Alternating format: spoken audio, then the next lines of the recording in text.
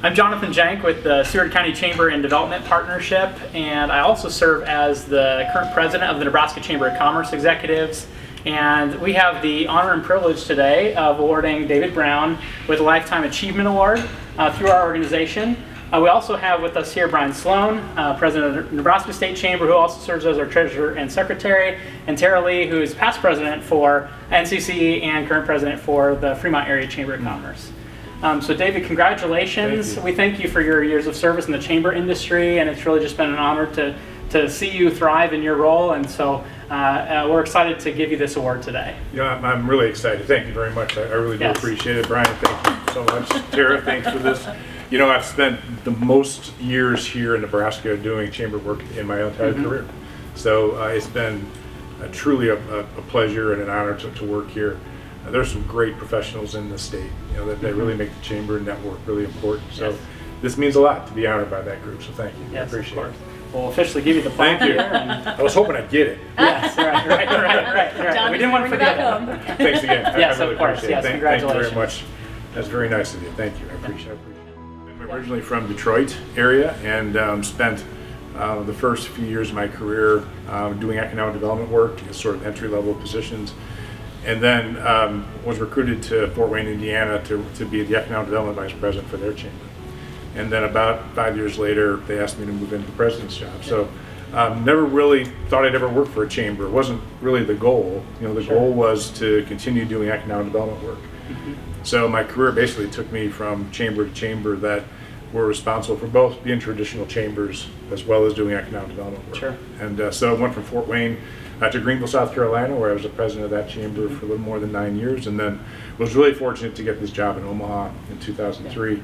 And we've been here ever since, just making this our home. Very good, very good. Well, thanks for giving us that background. We'd love to hear maybe some of the highlights of your chamber career. Wow, you know, it's interesting. In each of the places I've been, there have been these sort of signature kind of tipping point kind of moments. So in Fort Wayne, it was actually doing a lot of work on international development.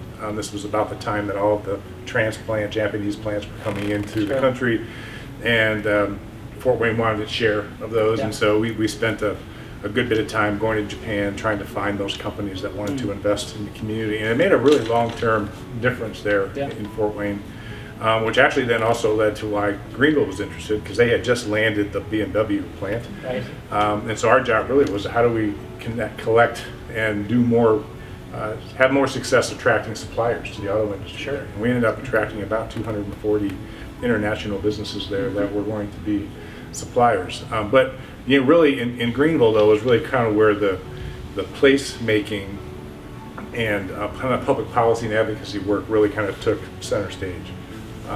Greenville was a great place, but it was just starting to become a really remarkable place. Downtown got totally redone when we were there.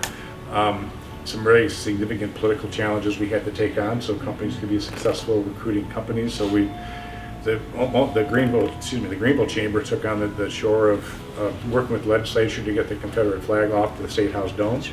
Our company said they can't recruit people, with that being the first thing that they see when they come to the state capitol. So a Yankee from Detroit ultimately had to be about the business of leading that charge with all the chambers around. So that was fascinating. We ended up having the Olympics in '96 in Atlanta, and so we were able to work through the process with the Olympic Committee and have the torch run through. We had an international festival, which was great, and some political challenges that went along with that too that we had to kind of work our way through. You know, but in the end, I mean, Greenville was really about how do you work in a community that's growing so fast you can't hardly see straight. And then it was time to come back to the Midwest. You know, we had a good time down there, but we wanted to get into a really great public school system and get back to the Midwest. So we were fortunate that the Omaha job was open. And in Omaha, it's been all about doing things that are going to benefit the community. When you talk to all of these philanthropists that do all this great work, you talk to all these corporate leaders, you know, if you ask them, they'll tell you the same thing. We want to do something that's going to make Omaha a better place for our kids and our grandkids. And everything else flows off of that. So if you can actually find a business community and a group of philanthropists and elected officials whose real job is just to make this better for their kids and grandkids, what better place could you work? Absolutely. So it's been fascinating. Each place I've been, there's been a little bit of a different twist, but each of them have built on to some experience that you can use to to help communities grow, which is really what chambers are all about. Okay, thank you. So David, these are rewarding jobs, but they're not the easiest jobs. With all of your experiences, and you really are one of the deans in the chamber world, not only You're in really Nebraska, aging me now. no, Thank you. but across the United States, you're one of the most respected chamber leaders anywhere. Thank you.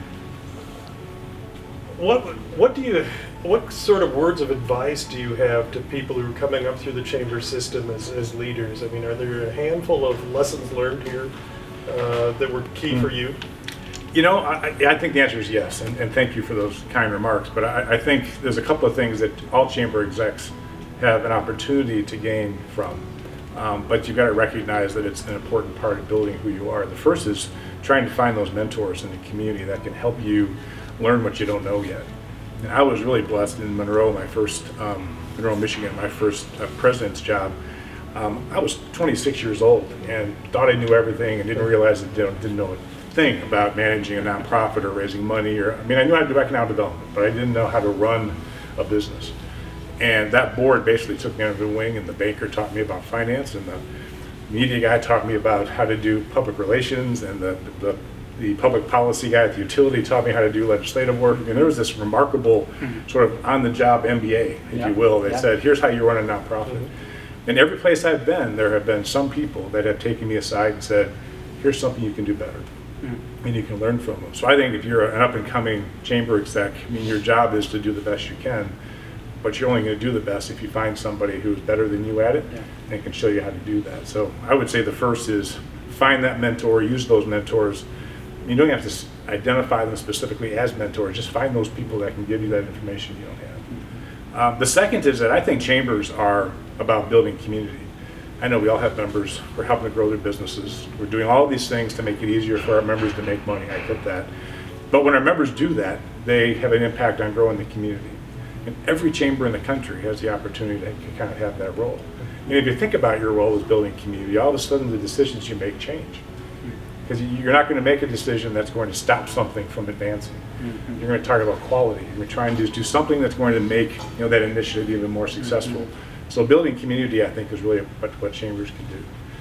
And then maybe finally, politics is a part of every one of our jobs.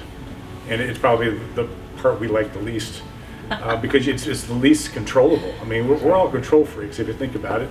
We have no authority to do anything, and yet we're constantly standing out there and saying, everybody should do this.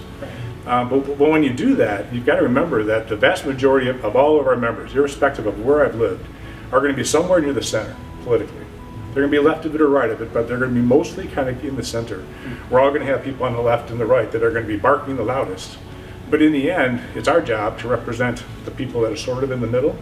And that's where politics is kind of wide open right now. We can drive a huge truck through the gap that's in the center of the partisan politics that we have. And I think there's strength there. I think there's just a really terrific way to work together to say we're not going to be partisan. We're going to be about community. We're going to be about making it better for as many people as we can. So those are the things that kind of guide me. No, I agree. Good stuff.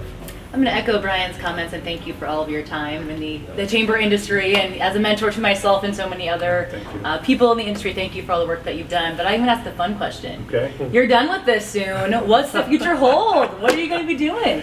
You know, as I mentioned earlier, I think my wife just says learn how to say no first. Let's just not have too many things kind of lined up, because the idea here is to actually find opportunity to rest and to enjoy your life. And she's been a remarkable partner to me for 40 years. We've been married that long. And all along the way, she's been there to do everything we've ever needed her to do, whether it was for the chamber or for our family. And it's time that she has some time. So we're going to spend some time traveling. We're going to do some stuff we like to do. We're going to spend time with our grandchild. We're going to watch our younger son go out and perform. I'm going to do some consulting. I'm going to do some writing, but it's not going to be an oh dark 100 kind of job. It's going to be something that works, but it'll be a real change for me, because I'm driven and passionate about what I do, like all of you folks are. And it's going to be really interesting to get up in the morning and not have that immediate, I gotta get this done today because I got a deadline. That's going to be something I've got to learn. But everybody says learn to build some boundaries, learn to say no, learn to say yes when it's right. So that's what I'm going to try and do. Learn what's going to happen next in the next chapter of my life. So still here to help all the small chambers, right? The Nebraska chambers are going to be at your heart forever, so you can charge those other states lots of money.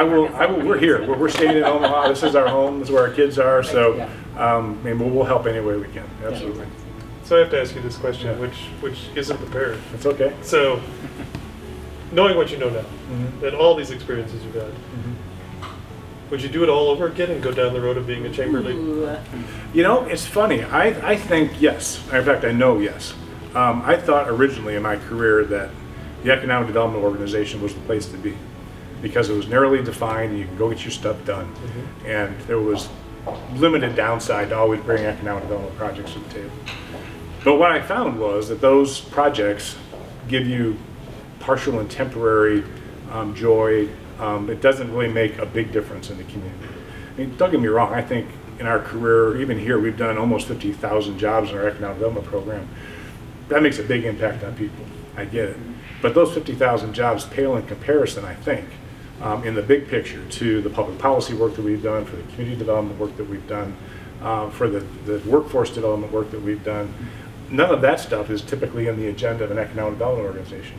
It took the chamber world to kind of open my eyes to we can have a bigger impact by doing both economic development on the one side and doing all the stuff the chambers do, which is very important on the other. So, yeah, we do it again, and I'm glad we took the chamber path. Well, David, I'm going to finish with this, which is, while the viewers can't see this, right out the window where we're recording this is one of the most significant and largest community development projects since I've been in Omaha. Yeah. I know you've been in the middle of this. Is what's happened to the Omaha community, just from an Omaha standpoint, I mean, it's been remarkable. Is that one of your proudest achievements? It really is. I think Omaha, even today, is far different than it was when I got here 18 or 19 years ago. And I know this chamber played a hand in that, but it's fun to talk to those people who haven't been here in 10 or 15 years, came back to visit relatives or come back to talk to a business, and they can't find their way around. All those landmarks they used to use, yeah, they're not here anymore. But it isn't just about change, though. It's about improvement. I mean, even the project out here, it's $1 billion worth of investment that's going on right outside my window here, which is a blast. But a good bit of it is how do we tie in the old with the new? So the work over here on the south side of 10th Street is, I'm sorry, on the east side of 10th Street, is extending the old market and the grid there so that you can literally walk from the old market into this new space, and to extend the access to the river so we can actually utilize the river as this great asset that it is. So I think it's remarkable that all this can happen. I'd like to say I had a big hand in all this. I didn't. I mean, I was involved in some of the work on it, but it's just the result of everything else happening, right? I mean, I think there's huge amounts of things that have happened in this community that enable things like this to happen, and we're just happy to be one of those players. I think chambers don't do anything alone. I mean, we accomplish so much more together, and I think that's something we all got to keep in mind, that it's about finding those partners and what role you can play to make things happen. Jonathan? Well, we just want to say again, congratulations, and thank you for your faithful years of service to the chamber industry, specifically here in the state of Nebraska. And I think you have set an example for us as chamber executives, and so it's just an honor to present you with the award today. Yeah, that's so nice of you. Thank you. Yeah. I really appreciate it. I Thank you. cherish it. Thank you. Congratulations. Thanks. I really appreciate it.